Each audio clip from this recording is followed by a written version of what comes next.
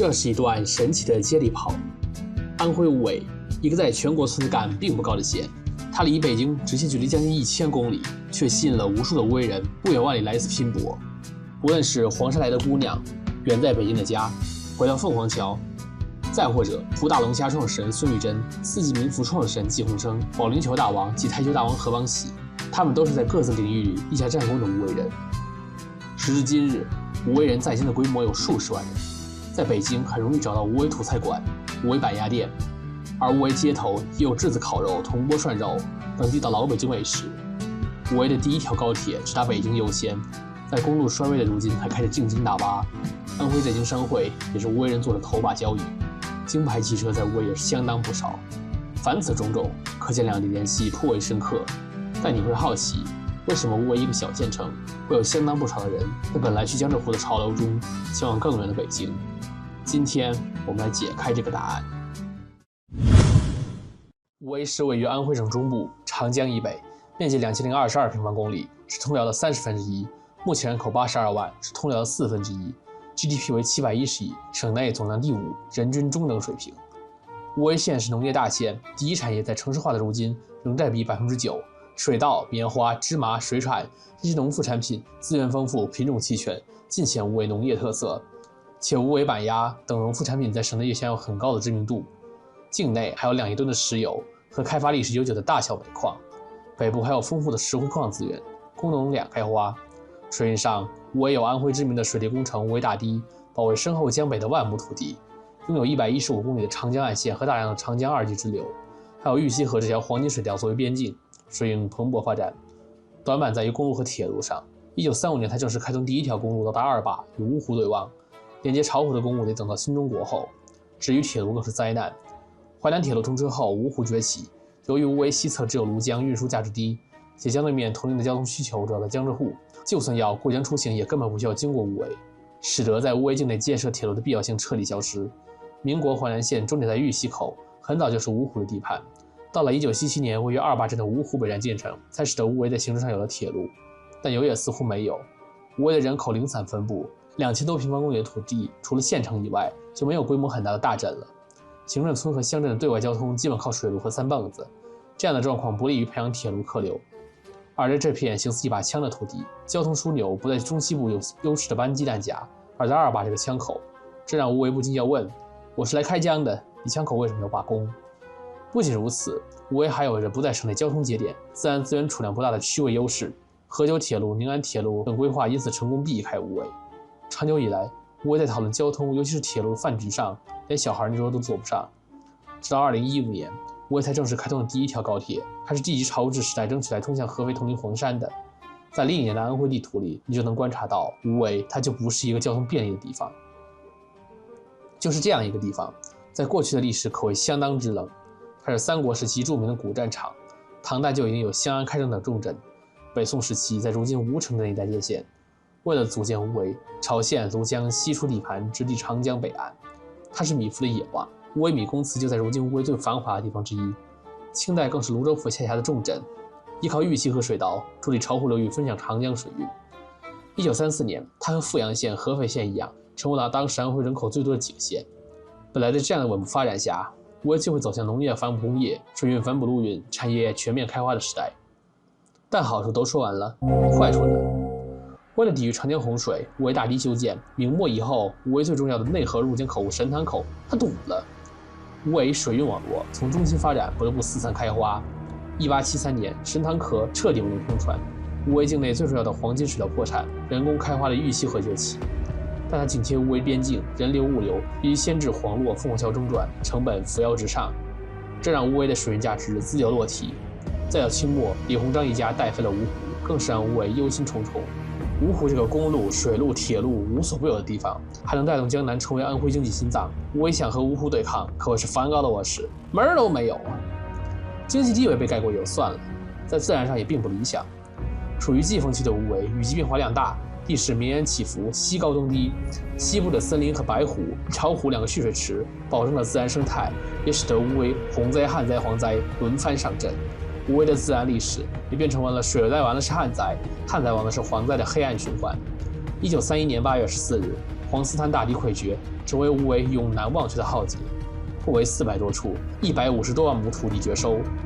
10年久不收，若有1年收，锅巴盖墙头，正是那时面对天灾无力抵抗的吴为的真实写照。不仅如此，国府在吴为的统治也非常失败。吴为的人口优势没有发挥，全省集中精力发展工业城市而不是农业县。4.12惨案后，右派建党清洗进步势力，大搞白色恐怖，纠结地痞流氓创建打手班子，拉拢土豪劣绅，风刮民脂民膏，百姓苦不堪言。但多灾多难大地阻挡不了吴为人的革命热情。1927年，吴为便成立了第一个共产党组织，并在1930年12月7日发动6州暴动，虽被残酷镇压，但打响了吴为人民对反动统治的第一枪。1935年，党委纪委特委来吴为进行土地革命宣传，推进红色思想传播。1938年，新四军在吴为进行有组织的反扫荡活动。1940年7月17日，吴为沦陷，安徽局势岌岌可危。为了挽救国家，革命运动达到高潮。时任县委书记胡德荣率部解除了国军武装，建立全县第一个民主政权。皖南事变后，拼死突围的革命力量火速组建起新四军7师，在如今吴为红庙镇建设根据地，从此反扫荡抗日两手抓。解放战争时，吴为又是渡江战役的圣地，上万名吴为民工用20多天时间将沿江的高渠河塘连成一体，便于渡江，并打通了连接吴为到巢湖的公路，使得红色革命第一船在吴为顺利启程。在漫长的革命历程中，吴为培养出了一批为国家做出不可磨灭贡献的功臣，张凯帆、后以斋、吕惠生等人都成了红色革命中响当当的金字招牌。吕惠生的名字你可能不知道，但他有个儿子叫吕其明，写了一首《弹起我心爱的土琵琶》。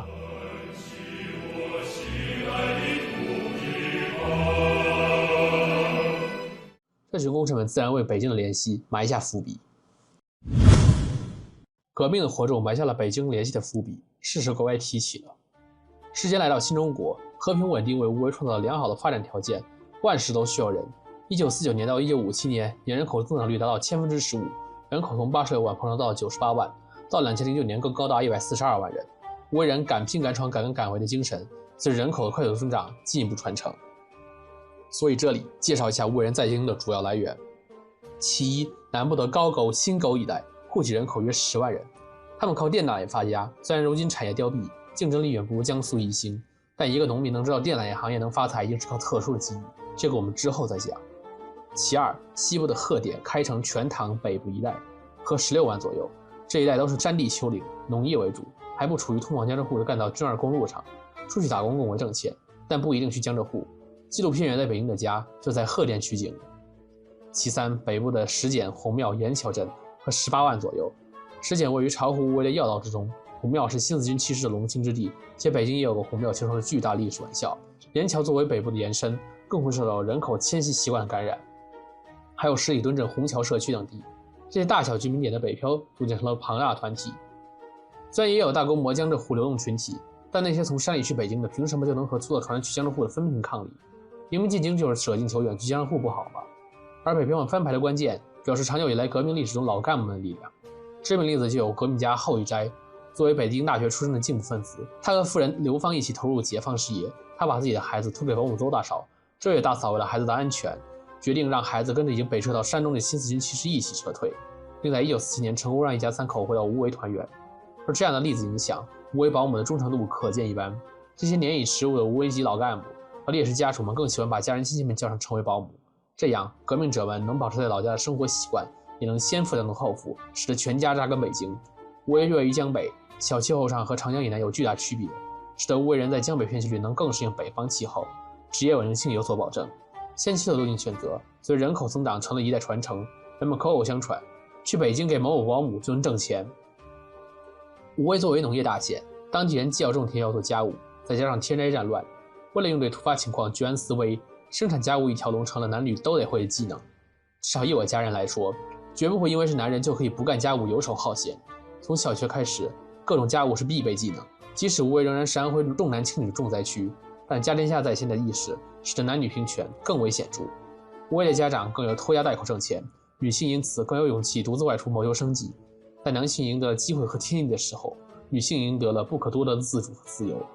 此事亦在《焚油道凤凰桥》中有记载。片中的4个姑娘，这是为了追求自由，摆脱家族，毅然踏上进京之路的吴为广大女性缩影。比起省内同时期北上更艰难的金寨等地，无为老干部的号召力更强一些，裙带关系也更紧密。面朝黄土背朝天的老乡们自然有充分的条件走出农村，随着河桥要道直上北京。羊群效应下，在合肥、巢湖甚至寿县进京成了接力跑。特63次、1409次至73次等安徽腹地进京列车的开行，也侧面反映了安徽人在京影响力的进一步扩大。再讲个冷知识，青年餐厅创始人易洪敬就是早期在北京卖早点，后来创业成为北京餐饮大佬的原巢湖含山人。安徽江北有一句谚语，叫吉安含山、华河县、就今右华是朝鲜，3县抵不过无为县，说明在安徽大区的优秀匹配机制下，无为人对外界的变化敏感，确实是江北拉得最高的一档。20世纪80年代，随着改革开放，人民生活水平提高，家政业发展，保姆成了新兴职业。在家属楼里摸爬滚打的无为老乡们知道机会来了，他们早就有了丰富的家政经验，开幕就是雷击，上场就是高光。北京的家政行业迅速成了无为人的天下。随着产业不断发展，家政规模不断扩大，从业者越来越多，带富了不少家庭。不过单搞家政就是无为人的出路吗？到了80年代后期90年代末实习到新世纪，违法犯罪事件频发，在当时的北京，没有暂住证是违法行为，被查到后会被流送到昌平区去筛沙，没挣够路费就扣着，挣够了再续回老家，最后努力功亏一篑，这成了北漂的梦魇。无为人作为外来户，得到了来自严打、歧视和老乡影响口味的恐惧。钱好挣，但僧多粥少，首都治安下又必须严格执法，老乡犯罪又导致自己就业被先天歧视，广大外来人口就只能在这样的规则下自求多福。面对这个问题，要开发新路径，钻研新打法。服务业以外，随着城市建设蓬勃发展和进一步的改革开放，建筑业也成了90年代的行业蓝海，随之带来就是土木、工程、装修、材料等一系列行业的发展。而来到了无为的先驱们，在基建先进的北京意识到电气时代重要性，在点蜡成城大爱的无为农村，能在北京用上电已经是相当不错的生活。去考虑发财要有远见，那你叫我用自己都没有的东西发财，是让我去喝西北风吗？无为不像凤阳一样有石英砂可以买多一栋电灯泡，也没有全产业链工厂和足够的资金去发展大型制造业，那我该发展什么呢？千思万想，老乡们选择电缆。我们用不上电，一定是因为没有用电的条件，而用电就需要电线电缆。电缆怎么做？我们无为有个高沟，将对面就是中国古成都铜陵，而电缆就是用铜制成的。就像李书福说，汽车就是4个轮子加俩沙发一样，只需要将铜线加塑料进行简单加工，就可以把电缆卖到京城发财了，不是吗？汽车不就是4个轮子加几个沙发吗？在这样的思考下，无为电缆业先驱开始发展产业，顺带还带动了铜陵发展。本来铜的价值一叶千里，皖江开发战略和金属加工业的发展，让江对面铜陵和铜陵有色撑住了90年代的国企大变革。再随着铜陵长安大窑通车，无为掀起了一股移居铜陵的小浪潮，北京的吸引力跨越长江，北漂热空前高涨。除电缆外，餐饮业也是无为人重点关注的行业。首先从外地创业来的人，并不会把自家的美食一开始就卖给老北京，而是先掌握本地发展规律，人口多元化后再发展家乡特色餐饮。如前文提到的四季云府烤鸭，创始人季鸿生从80年代在北京的烤鸭店里当学徒，一路学来，后来自主创业成立四季民福。吴大龙虾创始人孙玉珍也是先在北京卖菜，后来发现小龙虾的商业价值，在东直门内开设龙虾店，一炮成名。而作为无为特色的板鸭，从清末开始发展，成为当地宴会席上不可缺少的佳肴。虽然在安徽大区优秀的匹配机制下，板鸭要和南京盐水鸭、芜湖红皮鸭进行激烈竞争，光为谁家鸭子好吃就可以炒破头。而到了北京，吃鸭肉卷饼的也第一次感受到这种卤汤菜品带来震撼。无为板鸭等鲁菜为京的发展，也激起了广大无为籍北漂的感情，这深刻影响了本地的鲁菜的销售逻辑。比如在北京卖猪头肉是一件非常挣钱的行业，若是有人见到无为人深谙猪头肉鲁菜的做法，那他想必有丰富的北漂经验。除了保姆、电缆、餐饮外，不同行业都有不同的无为人在北京进行试水。比如保龄球大王何邦奇，在创业以前不过是个木匠，不想在老家躺平。1985年东拼西凑了120块便去了北京。初来乍到没工作，只能睡桥洞，到兜里只剩4毛钱的时候，才找到第一份装修厨房的项目。由于干活认真，客户十分感动，一口气就给了40块钱。第一桶金坚定了何邦奇在京的决心。后来项目越做越大，以合伙为契机，创立星维体育，主营台球桌生产。他白天做木工，晚上刷油漆。在接触台球行业以后，了解到中国保龄球行业的空白，便继续投资，创造了中国人的第一个保龄球品牌。2001年开始，挣到钱的何邦奇心系家乡，修路架桥建学校，老乡听了都说好。2024年8月16日，字节跳动在无为成立了无为如须北岸科技有限公司，其中最大的投资方民营集团就是何邦奇掌舵，可见何邦奇对家乡的正面贡献。这里不继续展开他的故事，作为无为人在京的一个典范，诚然极难有人能达到这样的高度，但他的势力确实影响了无数的无为人在北京成就了一番事业，盖起了守城于家，去镇上好比过天堑，面朝黄土背朝天的历史。一个河帮起的故事传开，会使得无数人效法。后来的无为北漂们习惯全家出击而不是单打独斗，这样做抱团取暖，人多力量大，也使得北漂的发展模式更加趋向于经营性民工，而不是纯粹的劳动密集型产业。而在教育层面，无为甚至小学和中学就和北京有着千丝万缕的联系。杏花泉中心小学，无为最知名的小学，创办于1924年，位于无为县城最繁华的地方。1927年，北伐军胜利抵达无为，根据政府统计归并，学校名应冠以地名。因学校西边的米公祠内有一眼清凉甘甜的古井，井边有一群香气四溢的杏树，故将该校命为杏花园小学。同年，全县教育战线第一个党支部在这里诞生。1959年，杏花泉中心小学在校学生许章运带着自制的人工降雨器前往北京参加全国第一届青少年科技作品展览，周总理亲自接见并观看他的作品和表演，并和他合影留念。2010年，阔别母校60多载，现为清华大学电机系教授、浙大、华中科技大学兼职教授、中国科学院院士、瑞典皇家工程科学院外籍院士的卢强来到学校参观，并为母校题词“桃李花春满园”，可见无为人受教育的深刻影响。安徽省无为中学，一个有着100年历史的名牌高中。1924年，在北京交通大学毕业的无为籍共产党员卢光楼为首的社会贤达倡议之下，无为县自己的地方中等学府开始组建。1925年，无为中学正式开学。作为地方知识分子大本营，马列主义思想广泛传播。革命家吕慧生正是从中国农业大学毕业后，在进步师生的推举下成为了校长。作为县最高学府，他也是红色思想传播的重要站点，为红色革命立下汗马功劳。如今，他升学率极为傲人，是北京邮电大学、天津大学等京津名牌高校的优质生源基地，培养了大量人才在京就读。靠知识改变命运并在北京发展的无为人例子中，典型的有贝壳创始人彭永东，本科在浙江大学，但后来选择从事地产行业。2006年在清华读 MBA，2010年以后加入链家，又创立独立品牌。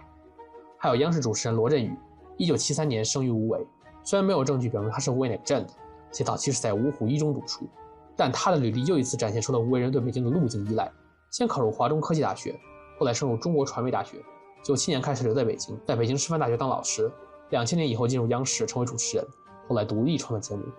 这样光鲜亮丽的经历，在安徽已经算是凤毛麟角。如果没有移居，他的日子可能并不那么好过。但对北京的选择，也确实证明了那一代的执念。每一个人都是喜欢人才的，所以削尖脑袋卷也是新时代生存法则。无为籍校友们自然靠读书和其他全国各地的小人作家们上了一台车，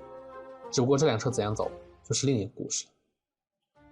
这样一说，无为人体力出得了，脑力也不错，就高枕无忧了吗？我们前文讲过，无为人口在建国初期的爆炸式增长，这些中年且以男性为主心骨，本来就是农村苦出身，受尽系统化盘剥，同时他们又是活得严管严打，教育缺失，物质匮乏的一代。成为家长后，在家长之下，很少有人会在意家人意见，务实沟通，一手遮天。这种决策靠家长风险全员担的机制，非常容易造成家庭不和。同时，农村频繁发生的权力竞争也在北漂圈子里展开。商场如战场，不会因为你是老乡就帮你一把，不背刺就是相当给面子。今天你欠钱，明天我到家，这话可不是说着玩的。老乡见老乡不会多关照，为了生意而决裂和大打出手才是常态。农村的家族斗争这样在北京延伸。对北京的人口输出是随着改革开放以来北京大发展而来的，而北京自身发展达到瓶颈的时候，对外来人口的大规模需求就会彻底过去，由量转质。2009年以后，北京的大城市病开始显现，不少老北京早已对文化水平、生活素质偏低、保持了老国家习惯、说着听不懂方言的外来人口心生厌倦。在建设回龙观的外迁小区项目后，土著对于自己从北京市内到郊区的生活降格十分不满。做个小买卖当小保姆就在城里住了，凭什么？臭外地，好不？往那边，没有我们提供机会给你当保姆，你们什么都不是。吃北京，用北京，还骂北京，给脸吗？北京地域和生存矛盾在此时已经十分严重。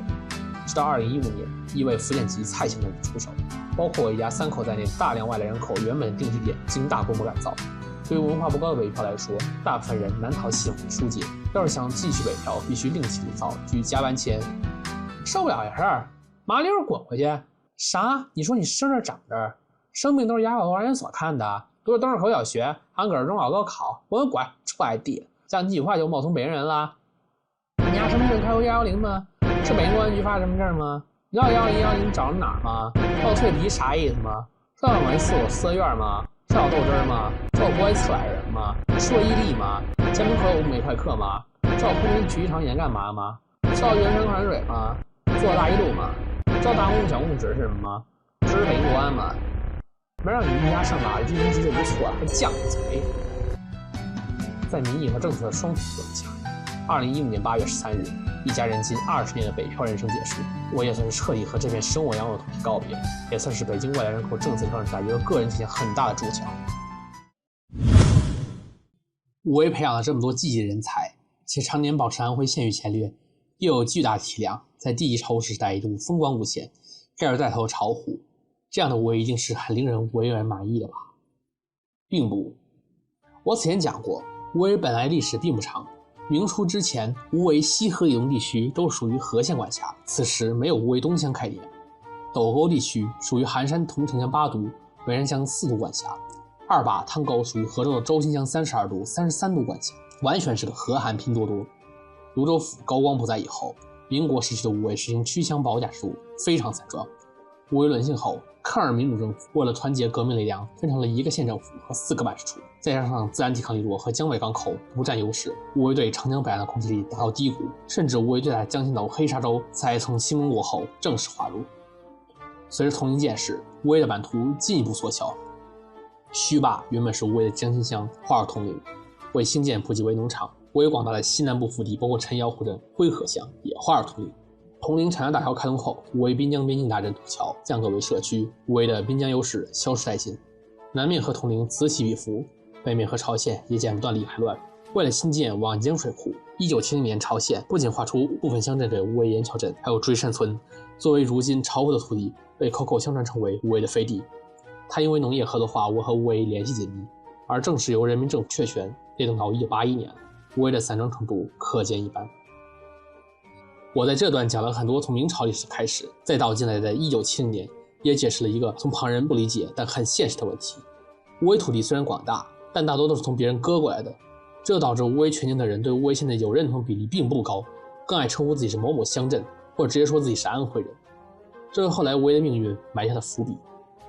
2011年第一超市正式3分，武威划入芜湖市。2013年汤沟、二坝2个滨江镇划入芜湖市鸠江区。2016年白毛镇也划入。此消息一出，武威沿江的汤沟、二坝锣鼓喧天，庆祝终于划入芜湖，不再是江北来的漂子。毕竟几十年前，他们和武威的主旋律不搭调，本来就是和芜湖一家亲的。划入鸠江区后，他们的各项基础待遇和基建水平都会对标芜湖市区，不会和江北穷县一个水平。而西部农村和县城则怅然若失，继续过着该去哪儿打工去哪儿打工的生活。只不过返乡置业的计划又要变了。受震撼最大的尤其是北部，建设一度停止。如今武威城北仍然能找到大量的棚户区，让时间平滞了一点。这也很好解释了一个问题。曾经有一个人问我，武威人不是芜湖人吗？为什么总有人挑起武威和芜湖间区的矛盾呢？今天我终于可以解答了。在大中华的优秀匹配机制下，南直隶安徽部分这位被人为分出的土地里，仅仅是一纸正言被改写命运的卡累利阿实在是太多了。虽然随着时间推移和城乡统筹，翻天覆地列入在骤减，但还是给了划土地深深的降维打击和力透纸背的绝望。比如以前是从安徽滁县划入江苏盱眙4洪，如今是从武威划入芜湖的汤沟二坝，再到后来从安庆都安划入松阳寿县。凡此种种，不必多言。随着重城市的发展，武威好像停滞了，但邻居都在一个个追上。庐江一改江北最穷，经济增速令沉沉震撼，含山河县的生活质量也大幅度提升，原居巢区自然失去当小大王的机会。而中庙大学城和稳步提升的公务员待遇，还有在前期早就不及的高铁线路，也是给了他一个挽尊的机会。武威呢，除了合福高铁以外，也没有什么傲人战绩了。他失去了对东部沿江乡镇的管辖权，连江心岛、黑沙洲都划给鸠江区了。沿江土地划入鸠江区后，武威又得在县城东部的福渡镇建设新的经济开发区，招商引资。父母官准备把王传福请回老家大规模建设，终于在2018年派来了福利电池武威工厂。就业解决了不少，经济也有了新动力，但扩大产能和整车工厂的规划就很难实现，无他，还是摆在区位优势。芜湖能默许无为比亚迪来，肯定是希望无为能成为另一个汽车中心，再造奇瑞回环。而无为的首条公路等到2017年以后通车，国道到2024年才完成高架化，连接其他乡镇的公路也仍在磨蹭。县里没有个货运铁路，又离深水南港远，当地居民又嫌弃建工厂是破坏基本耕地，这样比亚迪投资的热情空前低涨。所以无为就眼睁睁看着民国交通的铁路和芜湖还是竞争关系的合肥在下塘镇拿下了整车工厂。我们前文讲过，无为的第一次失势是芜湖对无为的全方位碾压。现在无为也是因为要对接长江，再加上各大邻居的区位确实比它好，彻底失去了在江北的独立权。江南先发地区以江北漂子、江北鬼的低劣称呼来称呼无为，无为自然不好受。但在第一朝日时代，本来和芜湖一江之隔，离无为核心区很远的汤高尔坝等东部乡镇也早就和无为不是一条心了。即使这些东部乡镇有不少的人口祖籍来自无为西部腹地，就像美国黑人解放后不用回非洲一样，指望这些地方认同无为，属于是鸭子睁眼大可不必了。1955年，芜湖就通了前往阿尔巴轮渡客船，比起20年前通的弯弯绕绕的大坝公路，到芜湖只需半个多小时坐船，方便程度可想而知。这些与无为县城距离遥远的东部乡镇已经厌烦了凡事都要跑无为，甚至结婚领证都要去县城的反复。而到后来，华裔化工的落地，更是引爆了无为、芜湖和江北地区民怨，重工污染，以邻为壑，经济算在无为头上，就业项目也没有怎么创造，自己底下乡镇泥巴路都修不好，200就能有？既然穷得死，凭什么跟你无为混？化工项目本来是第一朝日时代会用晚年开发的决策，想继续无为，靠重工业发展江北经济，但以邻为壑的事实却是让巢湖市，主要是无为的口碑一落千丈。最荒诞的是，被江南白养了一辈子，说经济和人口素质都不如他的第一巢湖市，只在3分时候才会被如今南汇拿出来有的一丝怜悯，这是被冲炸充电宝啊！这么说来，第一巢湖市最大的存在价值，大约就是拿来批判合肥和省委领导下的强守卫政策罢了。人口流失还有人的归宿问题也非常大。除去行政要素，无为人口仍保持着10年净流失20万人的傲人战绩，常住人口与户籍人口差额高达35万。这不禁令人要问：孙子皇榜中状元究竟是当竞争力式微的状元，还是当经济收下当条孙子？如果说某某人才是无为某某乡镇的，那底下相关评论区也会去争。比如2016年的高考状元，上过最强大佬孙勇，光是无为3期和县城争得不可开交。无为人口流失严重，老家居民文化水平大多不高，有识之士更少，且很多在外定居，口口相传的出入也极大。各种连锁反应之下，即使自媒体工具的扩展让内容流失的消亡速度得以减速，而进去到村镇的有关当地详细的历史考究还是举步维艰。以4级民福创始人季鸿生来说，光是石井和昌头2地就吵得不可开交，更不论其他人。而更多的会至于说，这人我怎么就没有听说过？比如上海申花小将汪海建，为申花效力这一代上海成功定局，他就像来自阜阳的北京国安小将郭家轩一样。那更下层呢？北漂沪漂失败后被迫回无为的人呢？说实在的，他们的经济状况都不甚理想，好点的买个幸存小高层，更多的只能修修房子，带老宅苟且一辈子，甚至更差。那些和户籍地没感情的人还被称呼为是台子。在无为不仅形容人肥胖和非本地归属，更是指有点傻，智力不正常的讥讽，很容易被土著看天下财，任人宰割。不是互联网兴起，这种现象更为严重，这导致这样的群体与既然的故乡发生切割的现象愈演愈烈。当然，在这个论祖籍、论血统为重的环境里头，任何的发生都是相当苍白的，还会被扣上不如意和不努力的标签。其实这也是被预料的结果。1995年2月24日，庐江人程长主政无为。作为来自无为兄弟县父母官，他深谙无为状况，对县城大拆大建，打通环城路和主干道。如今无为县城的风貌就是他的杰作。作为城市天际线大师级玩家，他远见地规划了新城和县市联络，其一将无为县城的城市框架确定下来，建设金塔路和欢城路，规划城市发展主轴，提升对外联络力，为无为的城乡协调打下基础。